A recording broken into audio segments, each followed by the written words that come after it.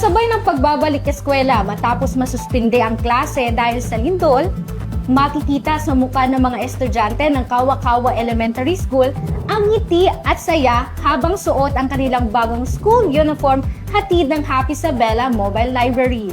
Ayon sa mga guro ay hindi masyadong binibisita ang kanilang paaralan kaya ang inisyatibang ito ay malaking impact sa mga estudyante.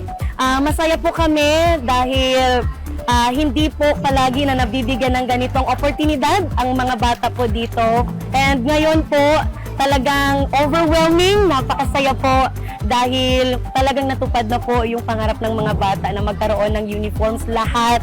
Maraming salamat po sa tulong ninyo at sa oportunidad na ito. Laking pasasalamat ng mga mag-aaral ng nasabing eskwelahan dahil sa mga bagong uniformeng natanggap. Maraming salamat po sa pagbigay ng mga school supply at mga uniform sa aming paaralan. Hindi lamang mga mag-aaral ang masaya kundi pati na rin ang kanilang mga magulang. Ayon pa sa isang ina, malaking tulong umano itong programa sa pag-aaral ng kanilang mga anak.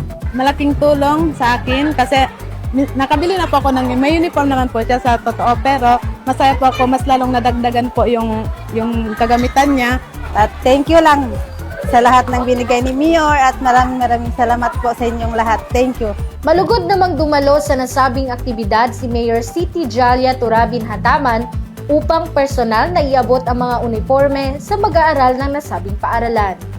Salamat sa pag-welcome sa amin dito sa Kawa-Kawa Elementary School. First time ko dito. Thank you for the opportunity to be able to visit you and see you. Kasi ako bilang mayor, nag-approve lang ako ng programang to. Pero ang nakaisip po talaga ng programang to ay Dada din ang pangalan. No? Ang ating Chamber and Development Popal, ang ating City Information Officer, si Ma'am Mendry Dada Lim. So yung mga binigay natin mga uniforms ngayon, gawa po ng mga nag-train under TESDA. So napakaganda initiative. Ang aktibidad na ito ay parte ng 4th Anniversary Special ng Happy Isabela Mobile Library na naglalayong bigyan ng suporta ang mga mag-aaral ng Isabela City, hindi lang sa pagbabasa, kundi pati na rin sa mga gamit na kailangan sa pagbabalik eskwela.